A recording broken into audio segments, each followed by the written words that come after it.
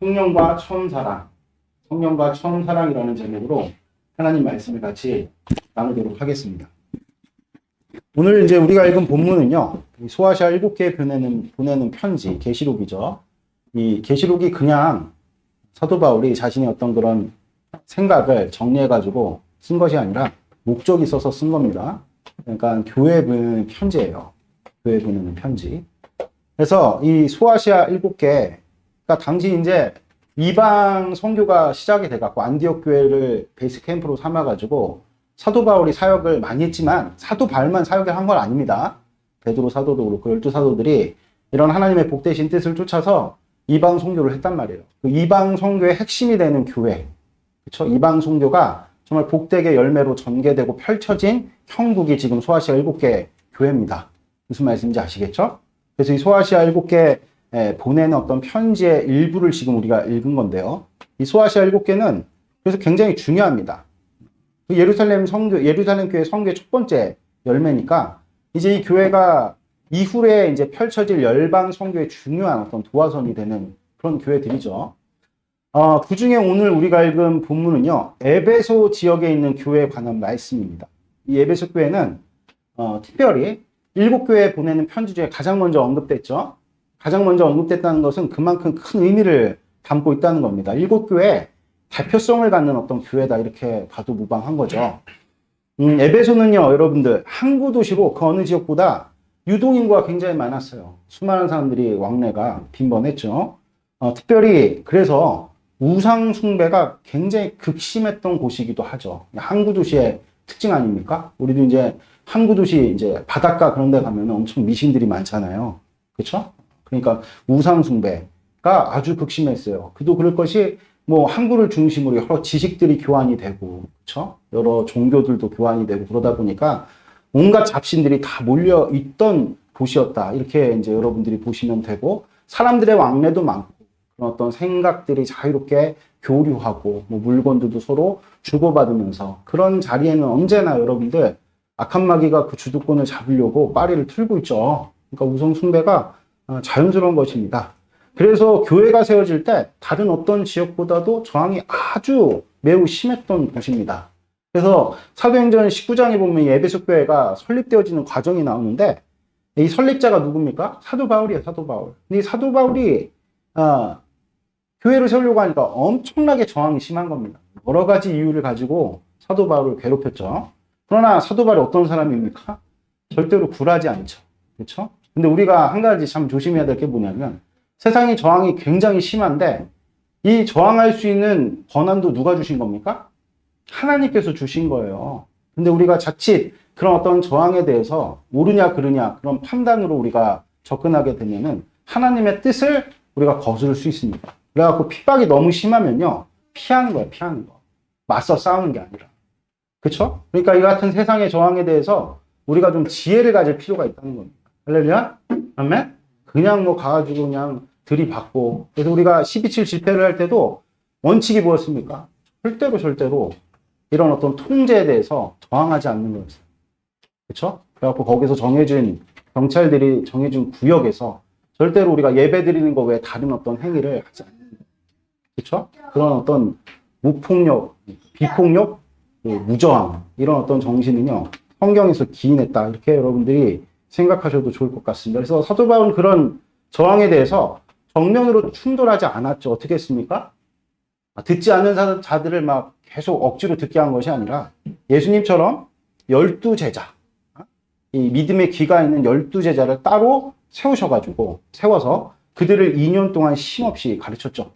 결과 그 에베소 지역에 말씀이 이 12사람으로 인해서 흥황하여서 이 말씀이 세력을 얻게 되었고, 그래서 뭐 보면은 바울이 뭐 손수건을 가져갔는데 바울이 쓰던 손수건을 누가 가져가고 덮었더니 뭐 병도 나았다고 악기가 떠났다고 그런 내용이 기록이 되어져 있잖아요. 이런 뭐 기적도 표적도 많이 일어났지만 무엇보다도 말씀이 세력을 얻어서 그 일대 모든 사람들이 하나님의 약속의 말씀, 복음을 듣게 되었다라는 것을 우리가 사도행전 19장에서 분명하게 볼 수 있죠. 그래서 그 19장 20절만 우리가 한번 좀 찾아볼게요. 근데 계시록 2장 5절을 좀 이렇게 다시 올 거니까 표시를 해두시고 사도행전 19장 20절 같이 한번 보도록 하겠습니다.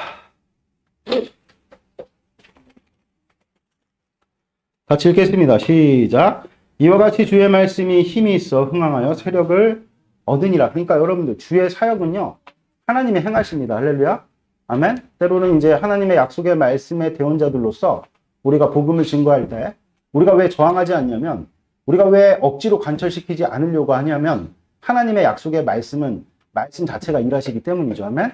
그래서 우리가 핍박을 당해도 저항하지 않고, 우리가 반대를 당해도 거기에 뭐 일부러 이렇게 크게 설득하려 하지 않는 것은 하나님의 약속의 말씀이 선포되면 말씀이 일하신다는 것입니다. 아멘. 그래갖고 사도 바울은 이렇게 따로 12제자를 세워서 2년 동안 계속해서 복음을 선포하니까 그 선포된 복음이 일하기 시작을 하더니, 그러니까 여러분들 때로 어떤지 못 어떤지 말씀을 계속 전해야 됩니다. 아멘.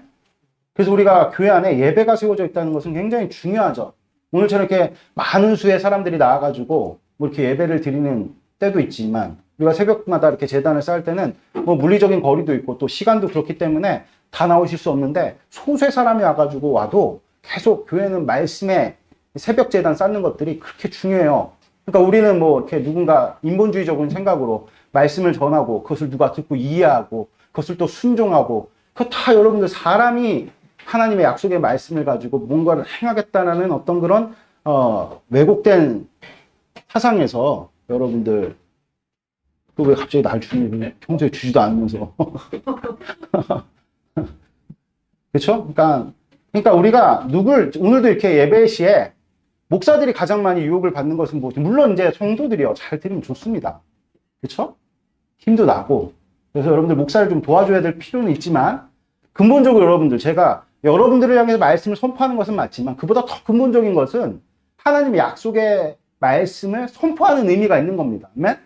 이게 그러니까 여러분들만 듣는 것이 아니라 만물이 듣는 거예요. 여러분, 만물 가운데서는 생물도 있지만 무생물도 있어요.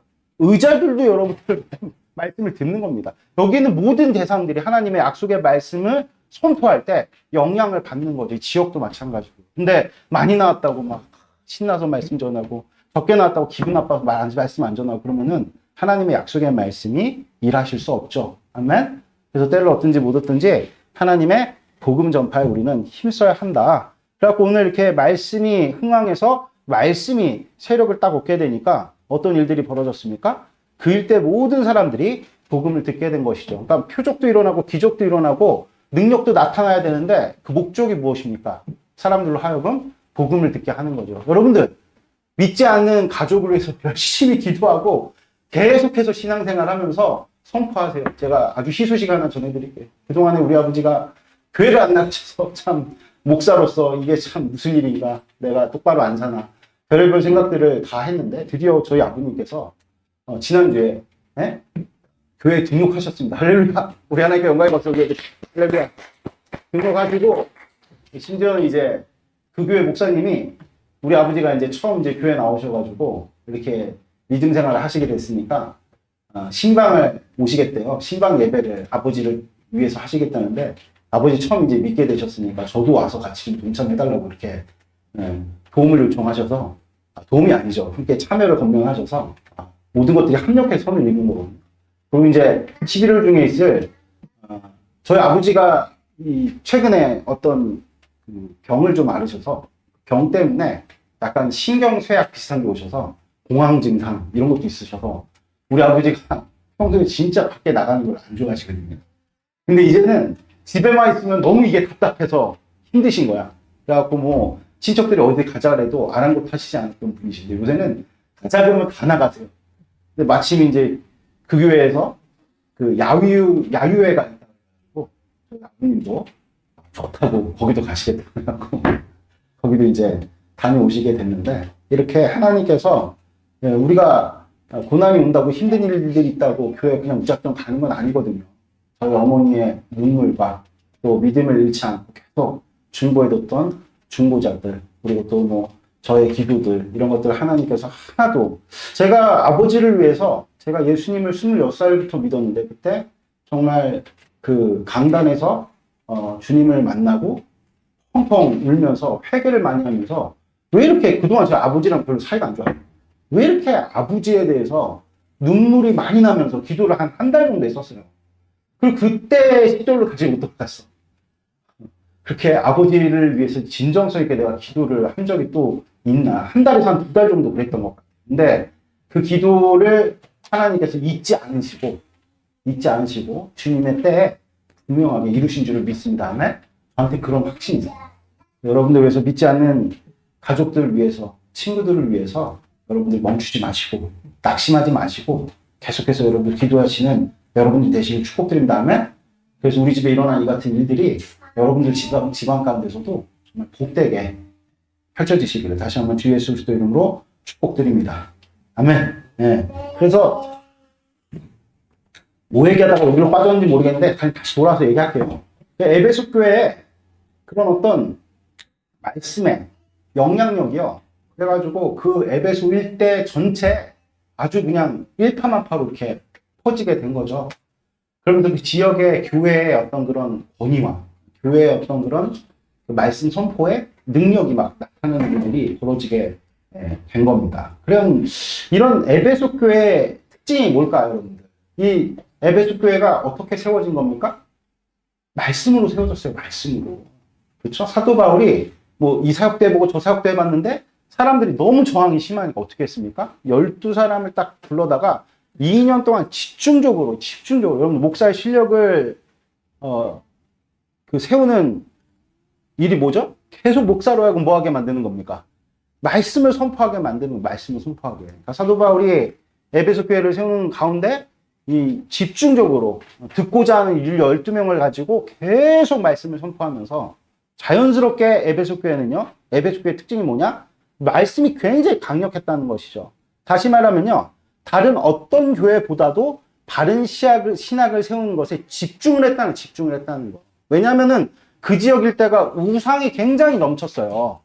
그쵸? 근데 이거 우상숭배라는 것은 하나님을 모방한 거잖아요. 그쵸? 그 우상에, 그래서 여기 보면 신천지라든지 뭐 하나님의 교회라든지 끝단자에 달을 이잖아요. 맞죠? 그러니까 이런 것들을 분별하려면 말씀으로 분명하게 세워있지 않으면은 어떤 사람이 전도되어 와도 대만 선교가 특징이 그래요. 대만에 가서 그렇게 복음을 막 전해서 나 하나님 믿을게요 했는데 나중에 가보니까 그 하나님이 어떤 하나님이에요? 다른 잡신 중에 하나였다더라. 이렇게 끝나는 경우들이 왕왕 있다는 거죠. 그러니까 그런 지역일수록 뭐가 분명해야 됩니까? 다른 신학이 중요한 거예요. 말씀이 강해야 됩니다. 말씀이. 안 그러면 교회는 어떻게 되겠어요? 만약에 그렇게 되지 않으면 동화되겠죠. 또 하나의 그냥 우상숭배로 전락해버리겠죠. 에베소 교회는 태생 자체가 필연적으로 말씀 중심의 교회가 될 수밖에 없었다. 알겠죠? 그러다 보니까 소아시아 전체를 아우르는 위치를 갖게 된 것입니다. 할렐루야. 아멘? 그래서 항상 보면 모든 교단 가운데서도 모든 교단을 아우르고 기준이 된 어떤 교단은 특징이 무엇입니까? 말씀을 중심으로 세워진 어떤 그런 교단들이 지금도 여전히 많은 교단들의 기준이 되는 것을 우리가 볼 수가 있죠. 왜 그렇습니까? 교회의 핵심은 말씀이기 때문입니다. 아멘? 그러므로 말씀을 집중할 때, 우리가 말씀에 집중할 때 리더십은 자연스럽게 주어지는 거예요. 할렐루야? 아멘? 그러니까 뭐 교회 와서도 내가 봉사하려고 그러고 뭔가 사람들한테 인정받으려고, 그래서 여러분들 영향력이 생기는 것이 아니라 하나님의 약속의 말씀을 집중적으로 여러분들 우리가 정말 창념하고 묵상하고 우리가 또 선포하고 가르치는 일에 전념을 할 때 교회의 리더십이 자연스럽게 주어지게 된다. 여러분 교회의 리더십만 주어지겠습니까? 삶의 주도권이 주어지게 되는 것입니다. 할렐루야. 아멘. 네. 그래서 에베소 교회는요. 특별히 이단과 다른 복음을 분별하는 일에 열심을 가지고 사역을 했어요. 우리 계시록 2장 2절 한번 같이 볼까요? 계시록 2장 2절 같이 읽겠습니다. 시작. 내가 내 행위와 수고와 내 인내를 알고 또 악한 자들을 용납하지 아니하는 것과 자칭 사도라 하되 아닌 자들을 시험하여 그들의 거짓된 것을 내가 드러낸 것과 3절도 읽겠습니다. 또 내가 참고 내 이름을 위하여 견디고 게으르지 아니한 것을 아노라. 칭찬이죠, 칭찬. 그러니까 이 에베소 교회가 특별히 어떤 일에 전념을 했느냐? 악한 자들과 이단과 그쵸? 다른 복음을 분별하는 일에 열심을 가지고 사역을 했다는 것이죠. 그러니까 무엇보다 교회가 세속화되지 않도록 다른 복음, 다른 예수, 다른 영을 분별하여서 대적을 했다는 것이죠. 이러한 에베소 교회 덕분에 다른 여타 교회들도 바른 신학적 기준을 세울 수 있었다는 거예요, 여러분들. 아멘? 그래서 근데 문제는 뭐냐면은, 문제는 에베소 교회의 이러한 위치가 자칫 잘못하면 교만에 빠지기 쉬운 위치라는 거예요. 그러니까 언제나 기준이 되어야 하는 자리, 즉 판단을 내려야 하는 그 자리는요, 그런 위험이 도사립니다. 무슨 말씀인지 아시겠습니까? 네? 그러니까 뭔가 판단을 해야 되고 분별해야 되는 그런 자리에 서 있다는 것은 그만큼 교만해질 수 있는 위험에 노출돼 있다. 그러니까 여러분들이 교회 안에서도 그런 위치에 있는 게 이제 목사라고 할 수 있겠죠. 김현우 목사가 교만하지 않도록 여러분들이 늘 기도해 주셔야 됩니다. 할렐루야. 아멘. 네. 그러니까 에베소 교회의 위치가 그랬다는 거죠. 그래서 여러분들 우리가 예루살렘 교회를 한번 사건을 하나 살펴보면은 그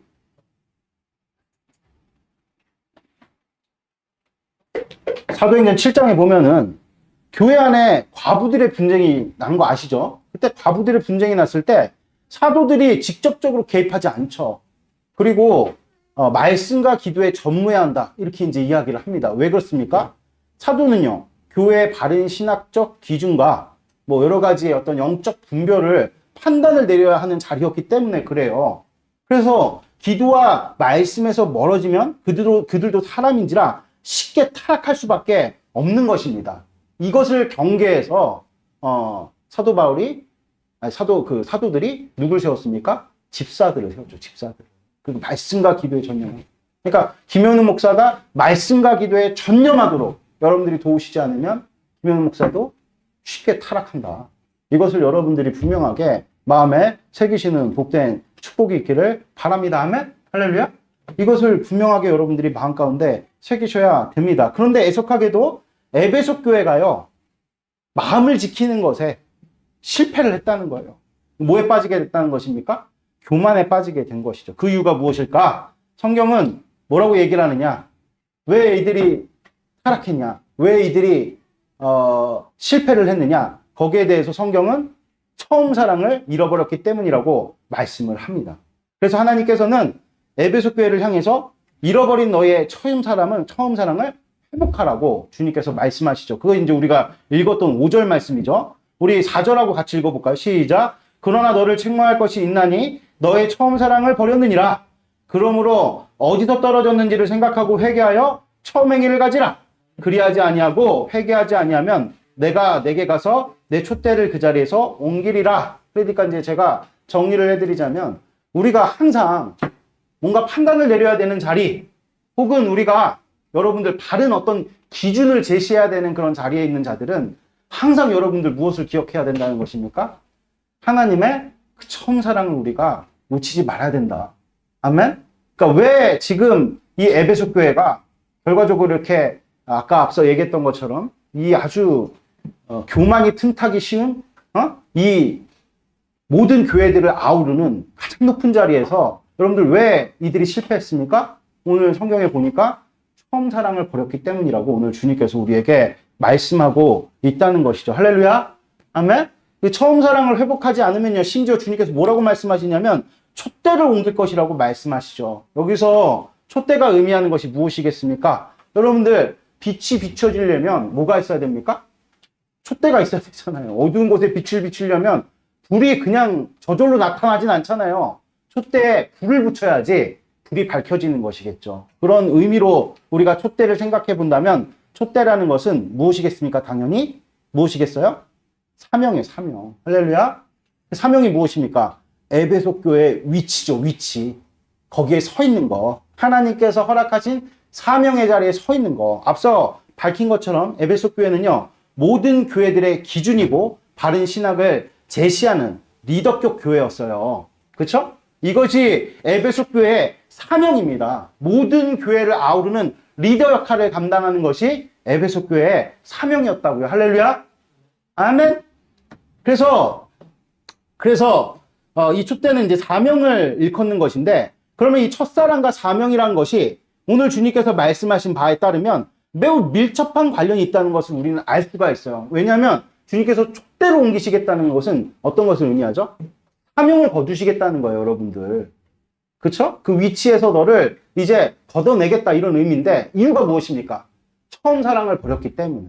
아, 그렇다면은 사명을 이루는 것과 이 처음 사랑은 굉장히 밀접한 관련이 있는 것이겠구나. 우리가 쉽게 알 수가 있다는 것입니다. 아멘? 다시 말해서 사명을 이루는 것에 처음 사랑은 매우 필수적인 요소라는 것이죠. 그러면 왜 사명을 이루는 것이 처음 사랑이 중요한 것일까? 이것을 우리가 이제 알아봐야겠죠. 근데 이것을 먼저 알려면 처음 사랑이 무엇인지를 우리가 알아야 된다는 처음 사랑. 그러면 처음 사랑 생각하니까 뭐 첫사랑 우리 이렇게 생각하잖아요. 근데 첫사랑은 좀 약간 성경에서 제시하고 있는 처음 사랑과는 조금 개념이 다른 것 같아요. 우리 첫사랑 생각하면 뭔가 이렇게 풋풋함, 아 그때 옛날에 뭐 이런 첫사랑 별로 여러분들 로맨스가 없나? 첫사랑 하면 뭔가 이렇게 설렘, 되게 감정적인 것으로 우리가 여기잖아요. 그런 우리가 생각하는 이 첫사랑과 성경에서 말씀하고 있는 처음 사랑과는 꽤 많은 차이가 있다. 이걸 그래서 우리가 좀 처음 사랑이 무엇인지 좀 한번 알아봤으면 좋겠는데요. 여러분, 인간은 본래 하나님의 생각과 마음을 담는 그릇으로 지어졌습니다. 그런 흔적들이 창세기에 넘치고도 많아요. 일단 하나님의 형상으로 지어졌다 할 때 그 형상이란 단어가 그릇으로도 쓰여요, 여러분들. 그러니까 하나님을 담는 그런 어떤 존재로. 그래서 인간이 타락하니까 뭐가 떠났습니까? 하나님이신 성령 하나님께서 떠나신 인간이 뭐가 됐다 그럽니까? 그저 육체가 됐다고 기록하고 있죠.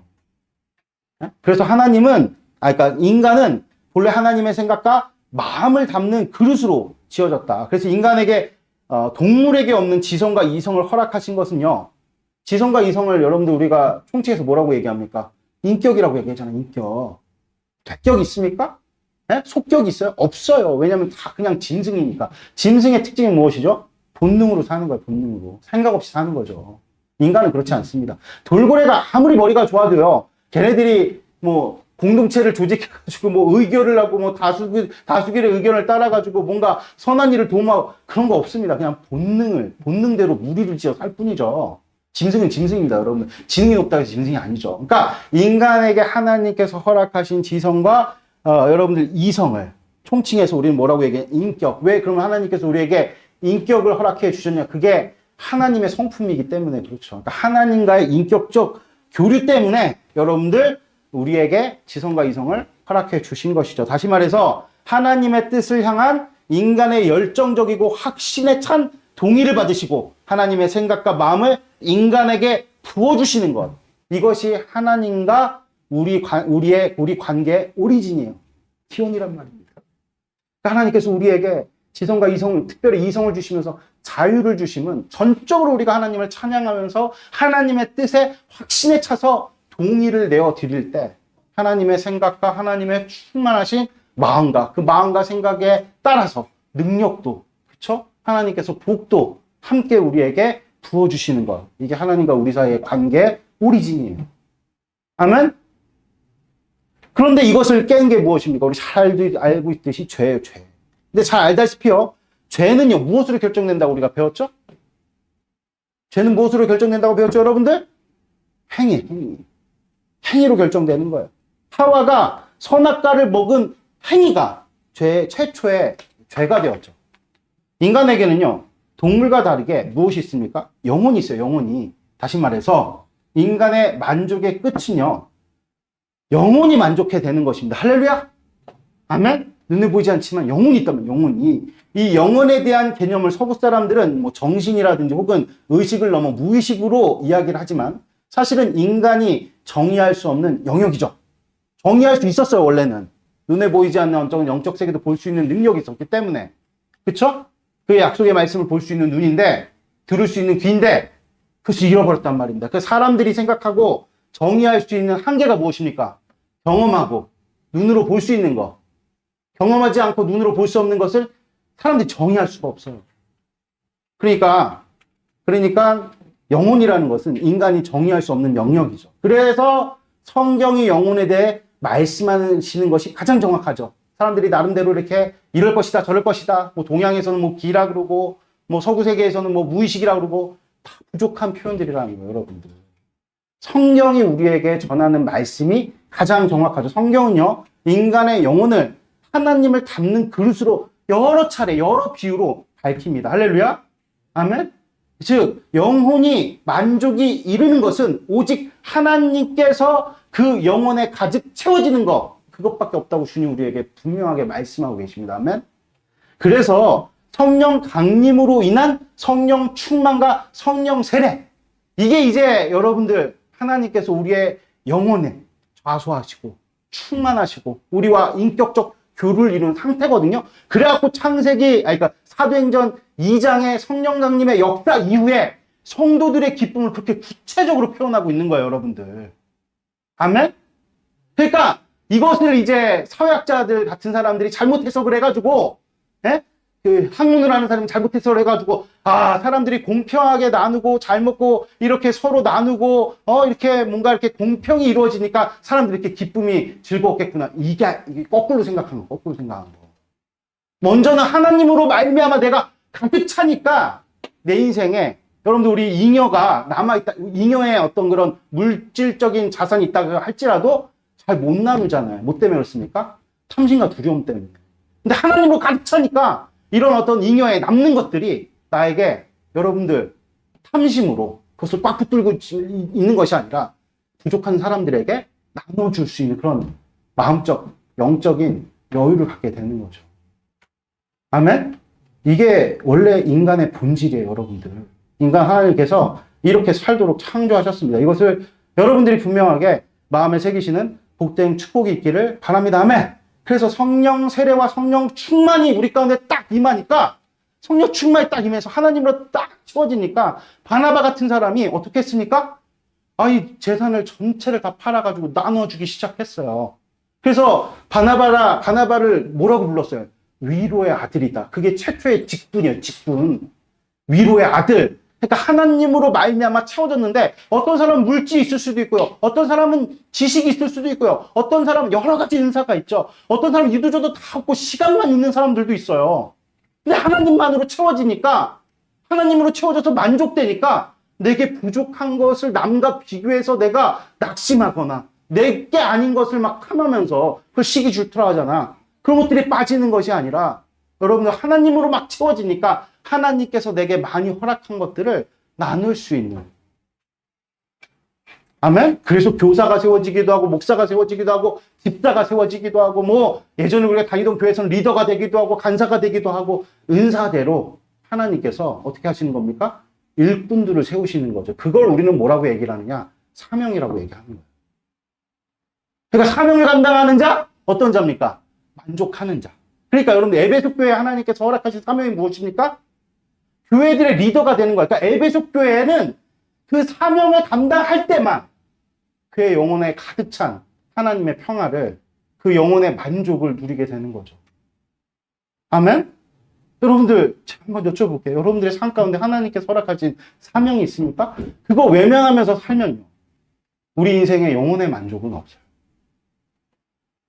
할렐루야? 이것을 여러분들이 분명하게 마음에 새기시는 복된 축복이 있기를 바랍니다. 아멘? 우리가 진짜로 이 땅을 살면서 내 영혼에 가득 찬, 범접할 수 없는 이 세상 기쁨도 슬픔도 즐거움도 천사도 악마도 지옥도 천국도 절대로 범접할 수 없는 하나님만이 꽉 채워지실 수 있는 그 영혼의 만족. 한 번쯤은 신앙생활하면서 경험해 보셨을 겁니다. 언제? 우리가 사명 감당할 때. 할렐루야? 에베소 교회는 그럼 어떻게 해야 됩니까? 하나님께서 허락하신 모든 교회를 아우르는 리더 위치에 있어야 돼요. 힘들고 괴롭고 못해 먹겠다 그래서 떠나면 여러분들 이 땅에서의 어떤 안락을 누릴 수 있어도 천국이 주는 영혼의 만족은 누릴 수가 없어요. 아멘. 이 사실을 여러분들이 마음에 새기시는 복된 축복이 있기를 바랍니다. 그래서 우리가 성령 세례와 성령 충만으로 말미암은 외적 증거가 무엇이냐? 사명 감당하는 것인데, 이러한 일들이 우리 가운데 일어나기 위해서는 이러한 일들이 성립되기 위해서는 반드시 뭐의 문제가 해결돼야 됩니까? 죄의 문제가 해결돼야 돼요. 죄를 해결할 수 있는 유일한 해법은요, 앞서 밝혔듯이 예수님을 믿는 것밖에 없습니다. 아멘? 예수님을 믿는 것밖에 없어요.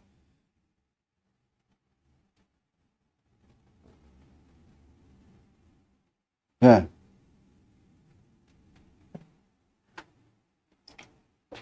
한번 우리 말씀 찾아보겠습니다.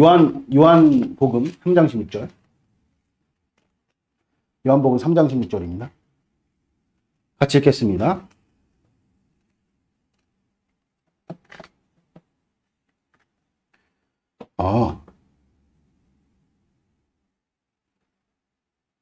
야, 여러분 어떡하죠? 제가 설교를 3장 준비했는데 둘째 장 안 해버렸어. 그런데도 여러분들 다 알아들으시죠? 뭐 이상한 게 하나도 없으시죠? 어떻게 둘째 장 안 할 수가 있지? 대단한데. 뭐 안 한 걸로 넘어갑시다. 어쨌든 그래서 우리 영혼이 주님 안에서 만족을 얻어야 된다는 겁니다. 그래서 뭐 얘기하다 이제 말씀 끝났네. 그럼 이제 이 둘째 장을 내가 안 했지? 3장 16절 어쨌든 읽읍시다. 자, 읽겠습니다. 자, 요한복음 3장 16절 같이 읽겠습니다. 3장 16절 우리 같이 읽도록 하겠습니다. 시작. 하나님이 세상을 이처럼 사랑하사 독생자를 주셨으니 이는 그를 믿는 자마다 멸망하지 않고 영생을 얻게 하려 하시는데, 분명히 이 말씀을 제가 제시를 하고 설명을 한 원고가 있는데 여기에 그래서 앞서 밝힌 것대로 예수님을 믿어야 우리 만족 얻습니다 이런 내용이 나와야 되는데 없는 거야. 아무리 찾아봐도. 그랬더니 내가 지금 2장을 하고 있었던 게 아니라 3장을 하고 있어요.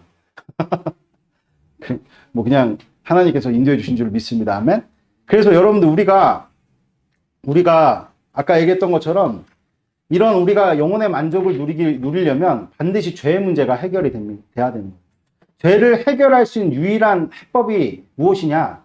예수님을 믿는 거예요. 예수님 믿는 거. 여러분들 잘 생각해 보세요. 하와가 범죄를 했단 말이에요. 범죄한 내용이 무엇입니까? 선악과를 따먹은 겁니다. 그렇죠? 선악과를 따먹은 거예요. 선악과를 따먹은 건데, 자 봐요. 그러니까 하와의 범죄는 행위로 결정됐어요. 행위로. 그 이전까지 하와가 무슨 생각을 했든 무슨 마음을 품었든 언제 결정이 되느냐? 행위로 결정이 됐단 말이에요. 여러분들 무슨 말씀인지 아시겠죠? 이런 내용들이 정확하게 어디에도 나와 있냐면 가인의 경우에도 나와요. 창세기 4장에 보면은 주님께서 뭐라고 말씀하십니까? 가인이 열받아가지고 누구를 쳐 죽일 마음을 품죠? 동생을 쳐 죽일 마음을 품는단 말이에요. 그쵸? 그 마음을 품었다고 해서 주님께서 너가 죄졌어 이렇게 말씀 안 하십니다. 어떻게 말씀을 하시느냐? 우리 한번 찾아볼까요? 창세기 4장 6, 7절 말씀.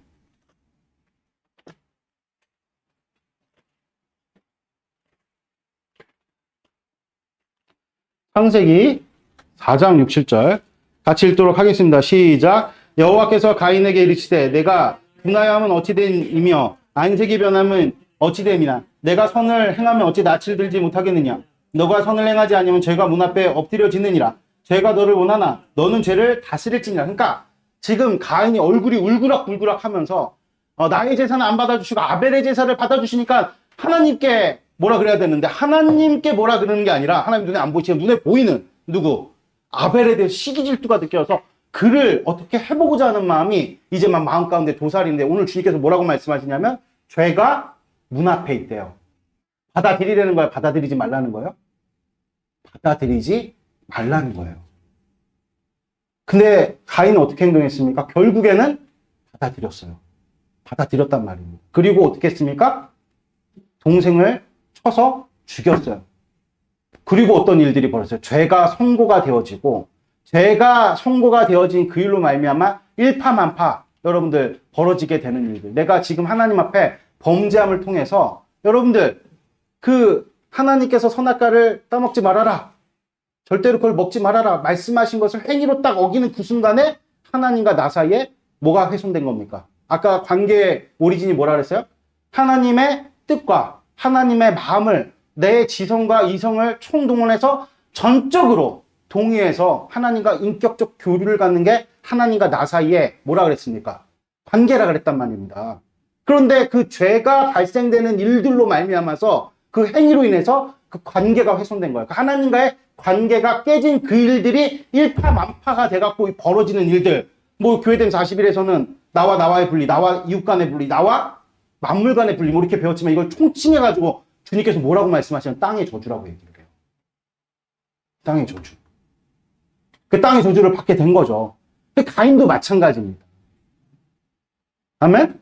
그러니까 이 같은 이 죄의 문제를 우리는 하나님 안에서 해결을 해야 되는데, 오늘 보니까 자 보세요. 그래서 근데 우리가 알다시피 하와가 범죄한 그 행위가 어디로부터 비롯된 겁니까? 어디로부터 비롯되죠? 그가 품은 마음과 생각으로부터 비롯된 거예요.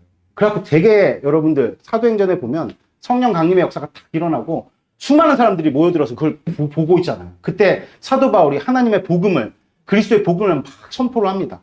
그랬더니 많은 사람들이 갑자기 사도행전 2장 37절 38절에 보니까 그 말을 듣고 찔려하여서 야 형제들아 그럼 우리가 어떻게 해야 되느냐 이렇게 이야기를 할 때 사도 바울이 뭐라고 얘기를 합니까? 한번 찾아볼까요? 사도행전 2장 38절.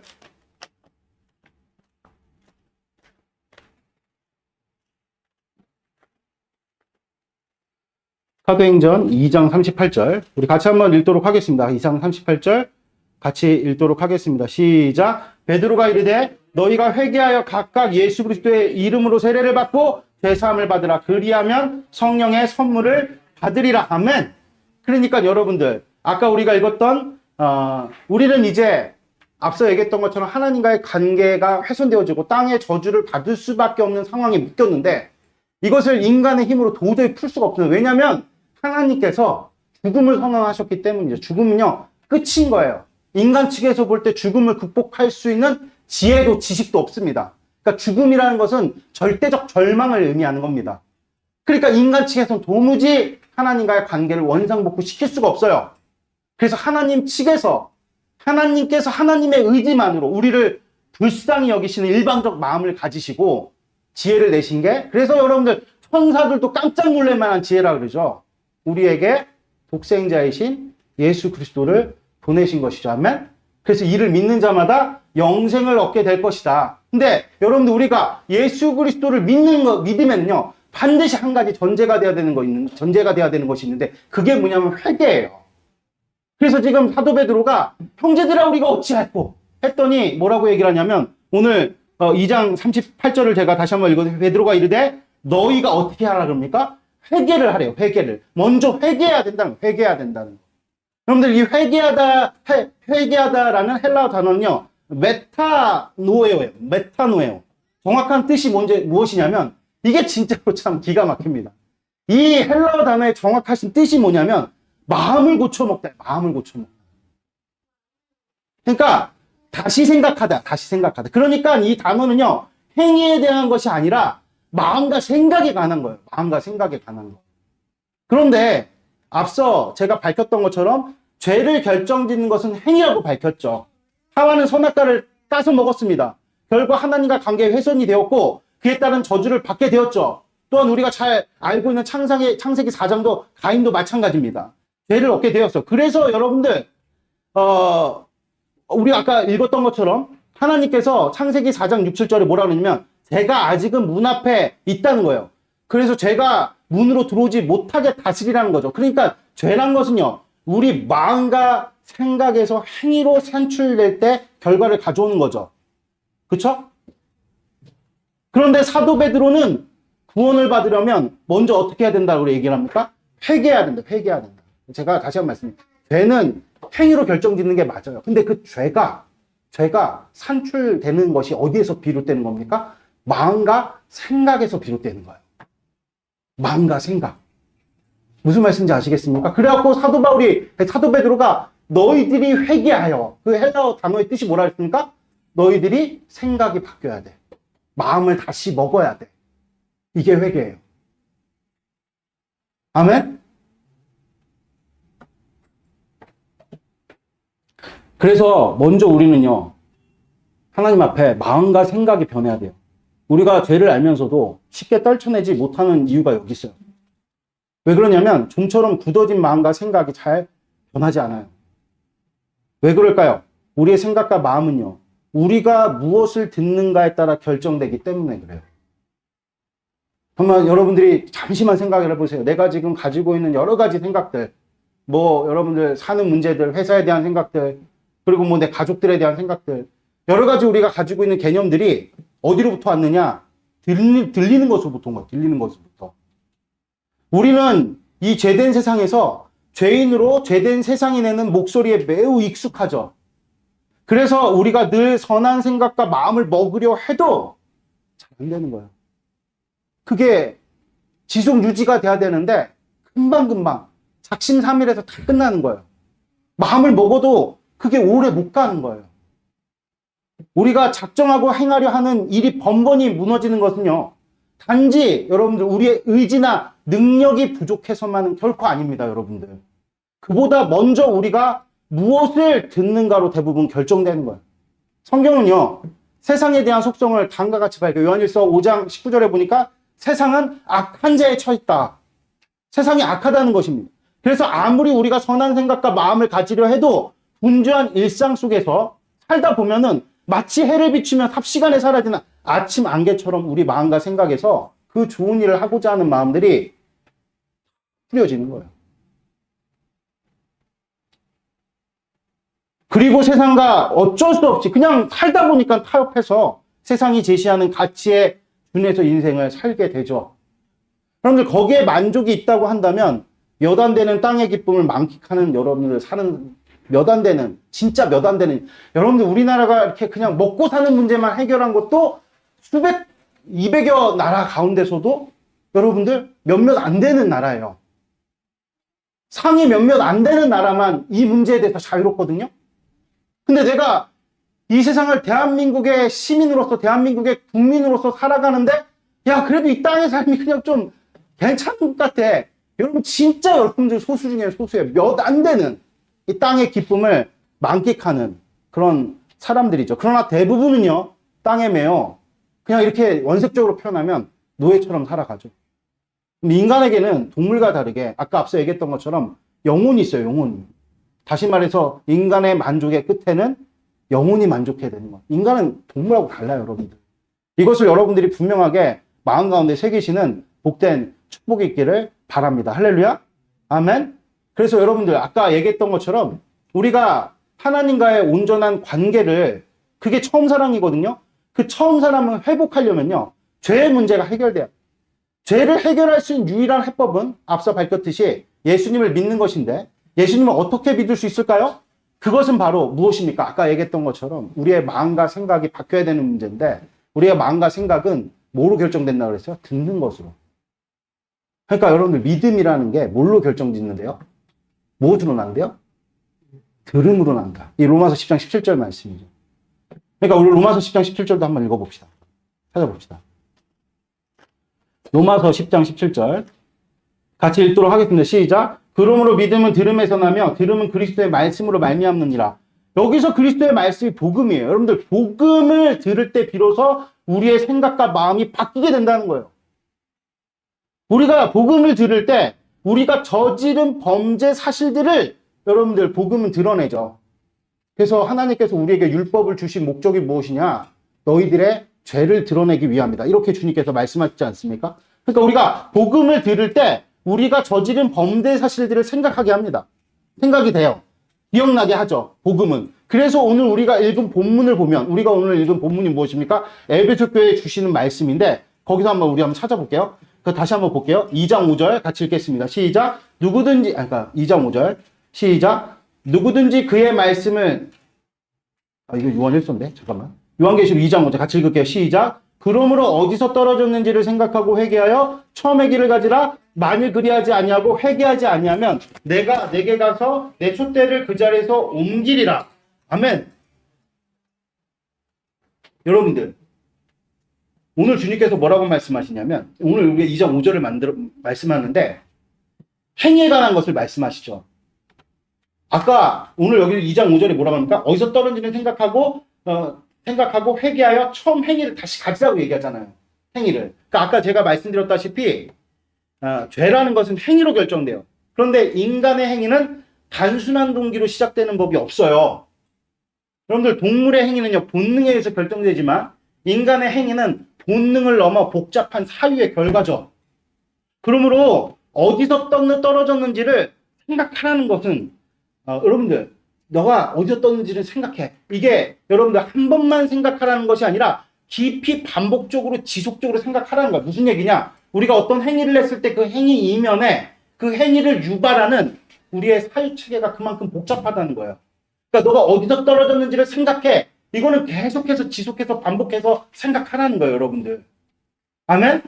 그래갖고 여러분들 그래서 이 어디서 떨어졌는지를 생각해라. 야, 이거 지속적으로 생각하라는 건데, 그래서 이 생각하다. 오늘 여기 2장 5절에 보면은, 2장 5절에 보면은, 너가 어디서 떨어졌는지를 생각하고 할 때 이 생각하다라는 이 동사가, 현재 시제 명령형이에요. 그러니까 헬라의 현재 시제 명령어는요, 그 지속 반복 행위를 의미합니다. 반면에 그 뒤에 뭐라고 나옵니까? 그 어디서 떨어졌는지를 생각하고 회개하여. 이 회개하다라는 단어는 어떻게 표현이 되냐면, 이거는 현재 시제가 아니라 부정과거 시제의 명령형이에요. 이 부정과거 시제는요, 이 부정과거 시제 특별히 명령어는 이전의 행동과는 대조되는 행동의 출현을 묘사할 때 쓰이는 거예요. 그러니까 무슨 얘기냐면, 지속 반복적으로 우리는 여러분들 어떤 것을 들으면서 살았습니까? 세상의 목소리를 들으면서 하나님의 말씀과 멀어져서 살았잖아요. 죄를 지으면서 살았다는 거죠. 여기에 반대되는 것을 제시하기 위해서 회개하라는 단어의 시제를 부정과거 명령형으로 썼다고요. 어떤 의미겠어요? 지속적으로 이거는 반대가 뭘까요? 단번에 하나님과 멀리 살았던 것을 어떻게 하라는 거예요? 돌이키라는 거예요. 종합하면 복음을 들어서 지속 반복적으로 죄를 생각하고 깨달으라는 거예요. 깨달으는 거. 우리가 지은 죄가 얼마나 많아요? 한두 개가 아닙니다. 그러나 많은 죄의 꼭지는, 이 수많이 우리가 짓는 죄들의 꼭지는 똑같아요. 동기는 같다는 동기는. 그러면 이런저런 죄된 행위를 생각하고 기억하다 보면 그 과정 속에서 뭐가 드러나는 겁니까? 그 죄를 지었던 동기가 드러나게 되는 동기가 드러나게 되고, 무엇보다 죄인인 우리를 가슴 아파하시며 기다리고 인내하시는 누구를 발견하는 거야? 하나님을 발견하게 된다는 하나님을. 그 하나님을 발견하고 우리의 죄의 동기가, 그러니까 지속적으로 우리가 복음을 들으면서 우리의 죄에 대해서 생각하고 우리의 죄에 대해서 묵상을 하다 보면은 이 모든 죄들의 꼭지점, 그러니까 죄를 짓는 것에 대한 분명한 동기가 드러나면서 심지어는 그 너머에서 우리를 가슴 아프게 바라보시는 하나님을 발견하게 된다는 거예요. 그때 비로소 우리는 범죄 사실에 대한 지적 동의뿐만 아니라 감정적 동의를 드릴 수 있게 되는 거예요. 그러니까 예를 들면요, 보세요, 여러분들. 보세요. 부모를 공경해라. 근데 부모를 공경 안 해. 죄라는 걸 우리 지적으로 잘 알고 있어. 그런데 거기에 대해서 우리가 하나님처럼 가슴 아파하거나 하나님처럼 우리가 거기에 대해서 슬퍼하지 않죠. 지적으로만 우리가 동의할 때가 얼마나 많이 있어요. 그걸 회개라고 얘기하냐, 성경은. 아까 앞서 말씀드렸잖아요. 회개는요, 마음이 변하는 거. 그냥 행위 하나만 내가 하던 걸 멈추는 게 아니라, 행위 하나만 내가 하던 걸 멈추는 것도 사실은 멈추는 게 아니죠. 지속 유지가 안 되니까요. 그냥 발작적으로, 야, 내가 그동안 죄를 많이 졌으니까 오늘은 좀 멈춰볼까? 하루 이틀은 멈출 수 있어요. 근데 왜 우리가 단번에 끊어지지가 않느냐? 마음과 생각이 똑같기 때문에. 마음과 생각이. 그러니까 오늘 해법을 지금 제시하는 거예요. 지금, 야, 너희가, 자, 봐라. 야, 에베소 교회야. 너네가 자칫 잘못하면은 너희들의 사명을 잃어버릴 수 있어. 사명을 잃어버리면 어떻게 되는 줄 알아? 영적인 만족을 못 누리면서 살아.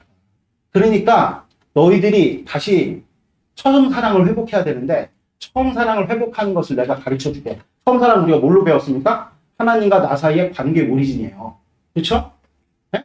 하나님을 담는 그릇, 하나님의 마음과 하나님의 생각을 담는 그릇, 이것을 내가 회복할 수 있는 솔루션을 제시할게. 첫 번째 무엇입니까? 어디서부터 떨어졌는지를 생각하라는 거예요. 아멘? 그러니까 우리가 범죄했던 사실들을 묵과하지 말고 계속 그것을 기억하고 생각하라는 거예요. 기억하고 생각하는 건 누구의 영역이죠? 성령 하나님의 영역이에요. 성령 하나님께서 언제 활동하십니까? 복음을 들을 때. 그러니까 하나님의 약속의 말씀을 여러분들 선포할 때, 그것을 우리가 계속 지속적으로 듣게 되면 자연스럽게 여러분들 우리의 범죄 사실들, 죄를 지었던 것들이 생각나요. 기억나요. 아멘? 그러다 보면은, 그렇게 우리가 지속적으로 생각하다 보면은 어느 순간에 여러분들 우리의 죄된 동기가 보이고, 내가 속았구나. 지금까지 내가 잘못된 개념으로 살았구나. 내가 잘못된 생각과 마음으로, 야, 이 마음으로 내가 사는 게 아닌데 내가 지금 이런 마음 상태를 내가 살았구나 라는 것들도 깨닫는가 동시에 우리 하나님께서 그동안에 나를 참아주시고 기다려주시고 가슴 아파하셨던 것이 느껴지면서 어떤 일들이 벌어지죠? 지적 동의뿐만 아니라 잘못했다는 거 우리 알아. 율법에 써 있으니까. 그렇죠? 잘못했다는 것뿐만 아니라 감정적, 정서적 동의를 주님 앞에 올려드리게 돼요. 아멘? 그래야 마음과 생각이 바뀌는 겁니다. 여러분들 우리가 아무리 그냥 10계명 중에 뭐 하나 우리가 쉽게 어길 수 있는 게 뭐가 있을까요? 뭐 형제를 사랑하라.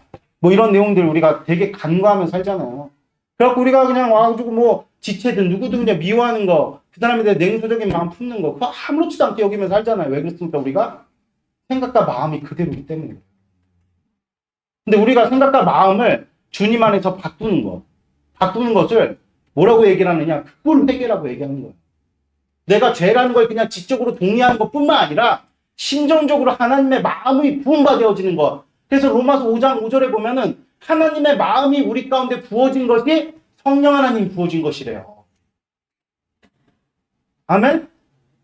그러니까 여러분들 이제 말씀의 결론을 맺을게요. 우리가 세상 가운데 살면서 세상이 내는 어떤 목소리에 노출되면서 살면요. 생각과 마음이 그렇게 굳어져요.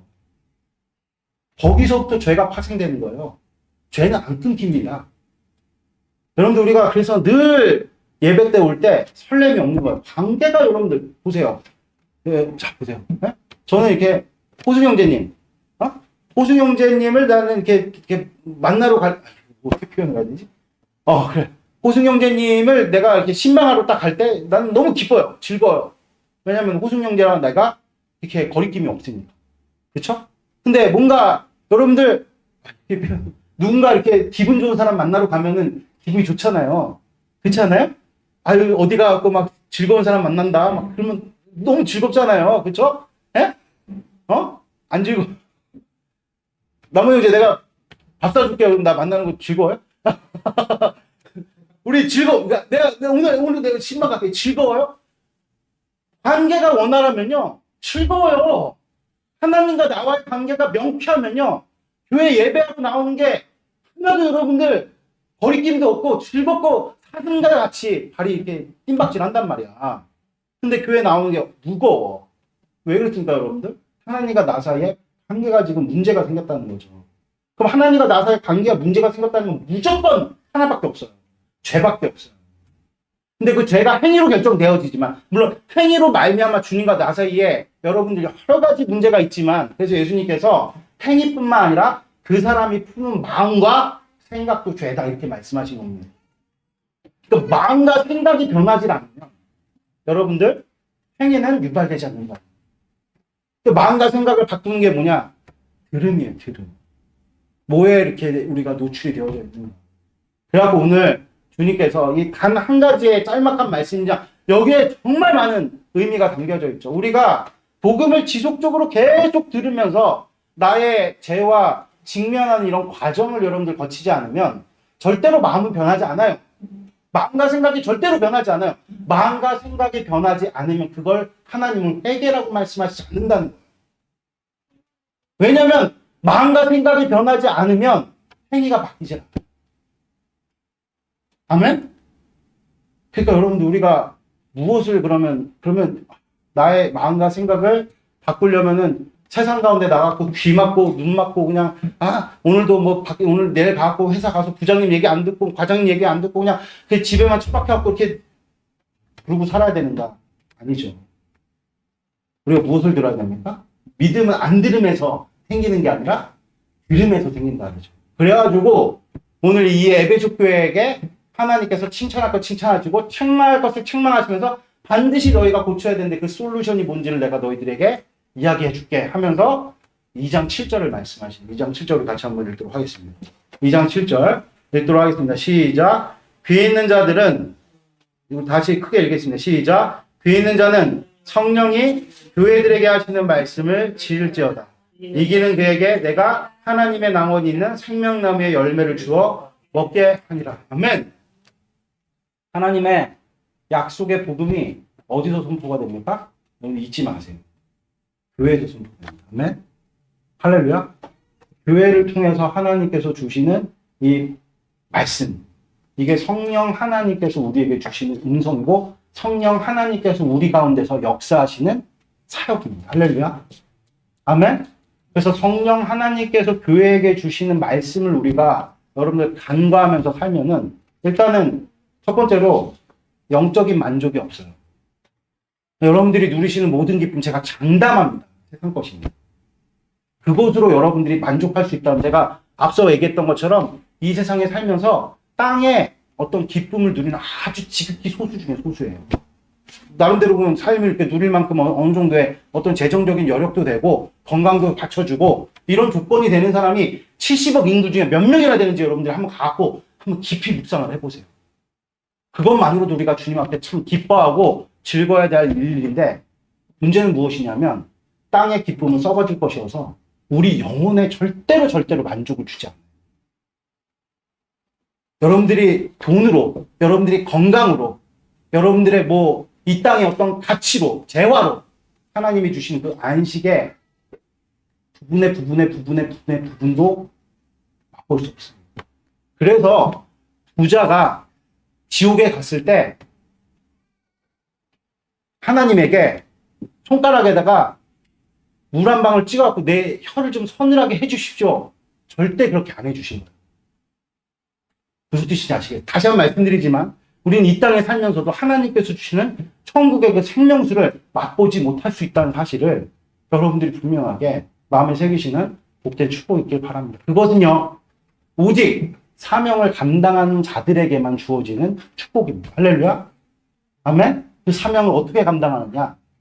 하나님께서 주시는 말씀, 그리스도의 말씀. 그리스도의 말씀이 뭐예요? 교회의 말씀, 교회에 주시는 말씀.